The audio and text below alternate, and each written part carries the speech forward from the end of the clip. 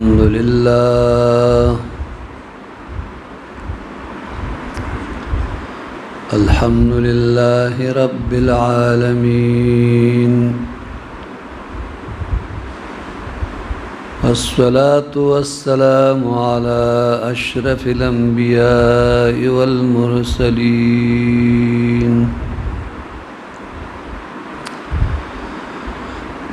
व अला आलिहि व अस्हाबिहि अजमाइन।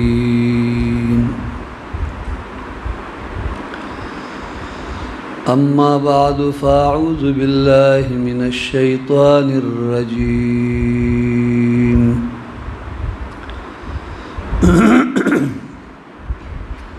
बिस्मिल्लाहिर रहमानिर रहीम।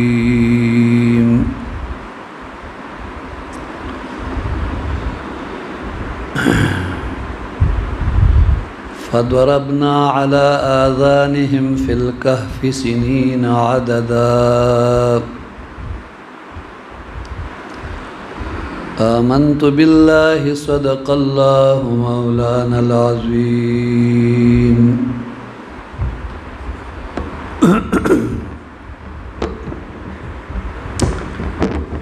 वबल्लगना रसूलुहुन नबियुल करीमुल अमीन।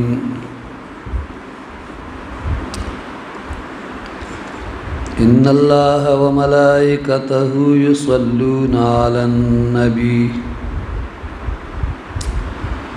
या अय्युहल्लज़ीना आमनू सल्लु अलैहि व सल्लिमू तस्लीमा।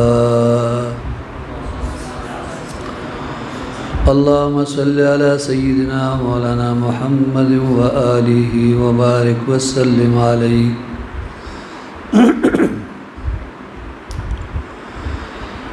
वसल्लि वसल्लिम अला जमील अंबियाइ वल मुरसलीन व अला कुल्लिल मलाइकति मिनहुमुल मुक़र्रबून मिन अहलिस समावाति वल अर्दीन व अला इबादिल्लाहिस सालिहीन। सलातन व सलामन अलैका या सय्यिदी या रसूलल्लाह वाला आलिका व अस्हाबिका या सय्यिदी या हबीबल्लाह।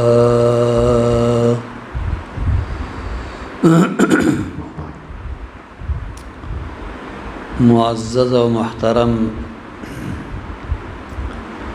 हाज़िरीन व सामिईन किराम,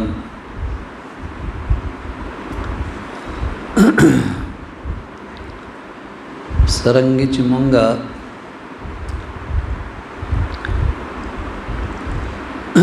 तसव्वुफ़ दर्स पहरा पिंजलसमा वर्ज़ बानी कऊ। दा ज़ली द मुहर्रमुल हराम द वजना आगे की लग लेटवाले रागे। वल्लाह मेहरबानियों का नन ब्या मुंगा तासो पागा दर्स के शामिल शु। अल्लाह दी मुंगा तासे न कबूल व मंजूर की।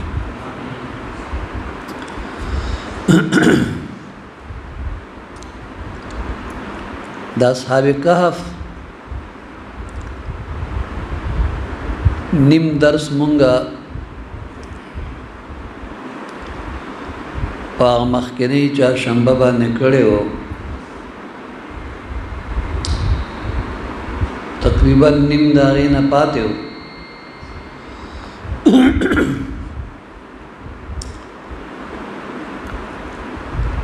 अखपल गरज तराजू चे असहाब कहफ कल गार तलाड़ल न टोलो द रहमत और द हिदायत दुआओं का और अल्लाह ताला जल्ल जलालुहु द फजल तलब होक नो अल्लाह पाक जल्ल मजदुहु दा मेहरबानियों का چې فضربنا على آذانهم في الكهف سنين عددا مونږ د هغوی په غوږونو باندې تر ډېر کلونو د خواب پرده واچوله، یعنی مونږ په هغوی باندې حالت د خوب تاریک او د هغوی غوږونه مو بند کړ چې کوم آواز د هغوی په خوب کې خلل رانهول. کله چې الله جل مجده په هغوی باندې خوب تاریک نو بیا داسې وشو. رب ذوالجلال فرمائی وَتَرَى الشَّمْسَ إِذَا طَلَعَتْ تَزَاوَرُ عَنْ كَهْفِهِمْ ذَاتَ الْيَمِينِ وَإِذَا غَرَبَتْ تَقْرِضُهُمْ ذَاتَ الشِّمَالِ وَهُمْ فِي فَجْوَةٍ مِّنْهُ ذَلِكَ مِنْ آيَاتِ اللَّهِ مَنْ يَهْدِ اللَّهُ فَهُوَ الْمُهْتَدِ وَمَنْ يُضْلِلْ فَلَنْ تَجِدَ لَهُ وَلِيًّا مُرْشِدًا. سورہ کہف کی رب ذوالجلال فرمائی وَتَرَى الشَّمْسَ إِذَا طَلَعَتْ او چنور راوخیږي نو ته به ګورې تزاور عن کهفهم ذات الیمین چې د هغوی د غار نه په ښي اړخ باندې بچ کېږي. وَإِذَا غَرَبَتْ تَقْرِضُهُمْ ذَاتَ الشِّمَالِ او چې ډوبېږي نو هغوی نه ګس اړخ ته ډډه کوي. وَهُمْ فِي فَجْوَةٍ مِّنْهَا او هغوی د غار په ارت بیرت ځای کې اوده. دا ذَلِكَ مِنْ آیات الله، دا د الله د نښو نه یو نښه وه.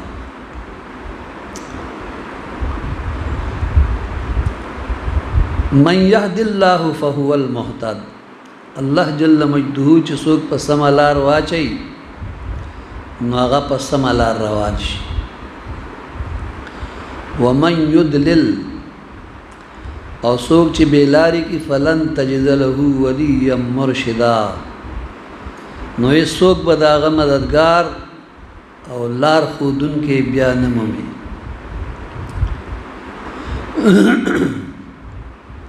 ځکه د ګمراهانو د پاره مرشد او ولی دا په یو زمانه کې هم نه وي. هغه ګمراهان چې الله یې ګمراه د دغه ګمراهۍ نه الله موږ محفوظ وساتي. یعنی په هغوی باندې تمام ورځ سوري او د طلوع نه تر غروب پورې کوم یو وخت هم هغوی د ګرمۍ تپش نه محسوسوي او نه ورته رسي او تازه هواګانې په هغوی باندې لګېږي. په تفسیری مظهری کې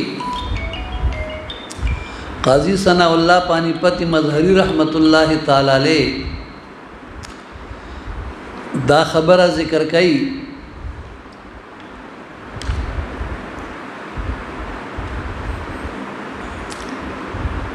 پجل نمبر 6 صفحہ نمبر 20 ولكن الله صرف الشمس عنهم بقدرته، لیکن په حقیقت کې د الله تعالی جل جلاله قدرت کار فرماو چې الله تعالی د اصحاب کهف نا نور بل طرف ته واړو په خپل قدرت کامله سره. نو ګورئ الله جل مجده داغي حفاظت فرمایل. په دې آیت کریمه کې ارشاد چې هدایت یافته هغه څوک دي چاته چې الله توفیق ورکړي. په دې جمله کې د اصحاب کهف تعریف شوی او د دې خبرې تنبیه کړې شوې ده چې د اصحاب کهف د واقعې په شان د الله د قدرت بے پناه نشانیان دي، لیکن د دین هغه خلق فایده اخلي چاته چې الله تعالی د غور او فکر کولو توفیق ورکړي وي. همدارنګه الله جل جلاله ورپسې ارشاد فرمایي وتحسبهم ايقاظا وهم رقود ونقلبهم ذات اليمين وذات الشمال وكلبهم باسط ذراعيه بالوصيد لو اطلعت عليهم لوليت منهم فرارا ولملئت منهم رعبا. اللہ جل مجدہ فرمائی وتحسبهم ايقاظا او تبا گمان وکړي په دوی باندې د ویخو خلک چې دا خو ویخ دي وهم رقود او حال دار چې دوی وده دي ونقلبهم ذات اليمين وذات الشمال او مون اړو راړو دوی خي طرف ته او ګس طرف وكلبهم باسط ذراعيه بالوصيد او د دوی سپیچ دی قطمیر هغه خوري کړي دي دواړه څنګهلې په درشل ناس دی د غار خله کې ناس دی یا د غار په منځ کې ناس لو اطلعت عليهم کچره تو ورشي په دوی باندې لوليت منهم فرارا نو بغزتل دوی نه پتیختا او ډک بشل دوی نه ولا ملئت منهم رعبا او ډک بشل دوی نه په ویرا باندې یعنی کتا ورته اله سر ورخارک نو پستنه بتنه تختیدلې وی او داغوی روب بدر باندې خور شوی او غالب شوی. الله جل جلاله داسې یو کیفیت داغی پغار کې خوله. د وسوید په باره کې د علماو مختلف اقوال.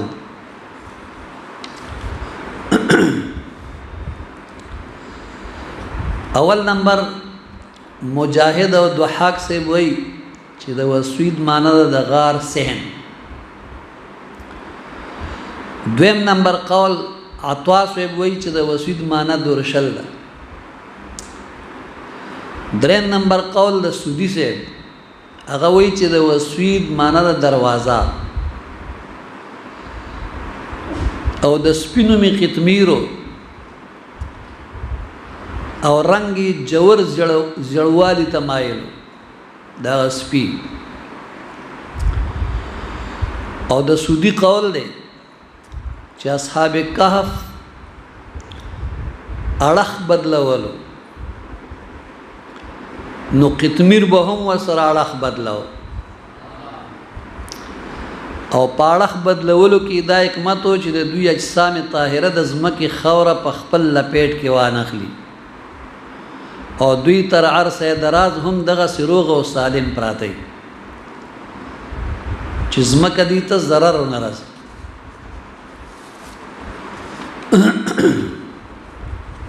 حدیث شریف کې راغلی یو حدیث مبارک داسې حضرت ابو هريره رضی الله تعالی عنہ حدیث مبارک راوی دی. هغه فرمایي چې دوی په کال کې دوه اړخه بدلای شپږ میاشتې پس اړخ اړای. او دویم حدیث شریف کې راغلی چې حضرت عبد الله بن عباس رضی الله تعالی عنہ د دې حدیث مبارک راوی چې دی په کال کې صرف یو اړخ بدلای او په کال کې چې دوی اړخ بدلای نو دا د محرم د میاشتې د لسمې د عاشورې ورځ د عاشورې په ورځ باندې دی اړخ بدلای.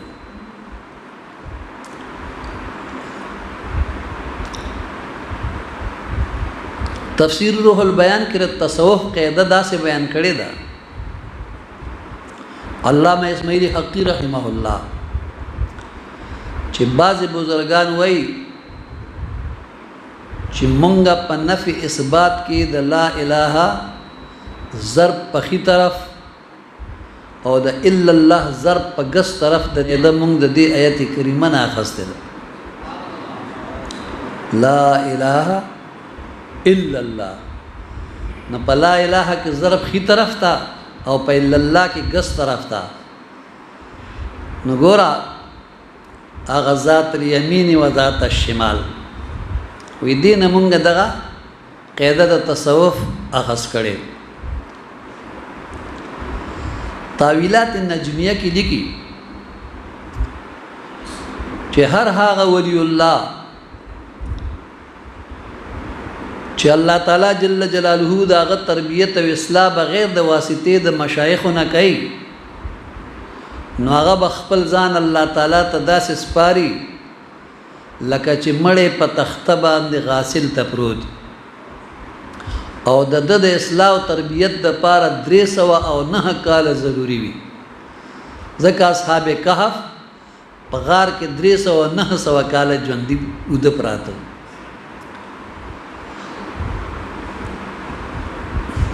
بیا هغه د اولیاء کاملونو په صف کې د کې ناستو اهل ګرځي ځکه چې دا بغیر د واسطې د مشایخونه الله د تربیت او د اصلاح هغه کار سره ته رسوي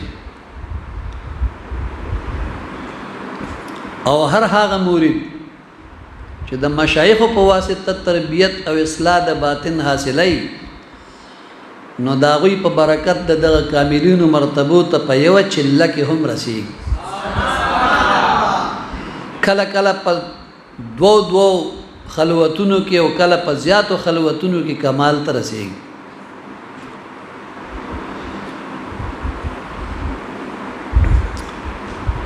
اوس په خلوت کې ناستا یا په خلوت کې چله کول د چشتی مبارک صاحبان د قادری مبارک صاحبان د سحروردی مبارک صاحبان یا د اویسی مبارکی صاحبان چلی وباس اغي زیات په خلوت کې ناس ته دنه خوخی لکه اصحاب کهف خلوت ته داخل شو غار ته نه وته او د دنیا د بدقیده خلکو نه خپل ځان بچو سات لیکن د نقشبندی صاحبان چې لکه امام شاه نقشبند رحمت الله تعالی علیه مبارک فرمای چې کار ما جلوتس نه کې خلوت زمون کار د ډاګې دی د پټ نه دی اوري زمون کار د ډاګې کار ما جلوتس نه کې خلوت زمون د جلوت کار دی د ډاګې دی د خلوت نه دی د نقشبندی صاحبان اغي پړاګه لګیا دا نور صاحبان په خلوتونو کې چلیو باسي د الله جل جلاله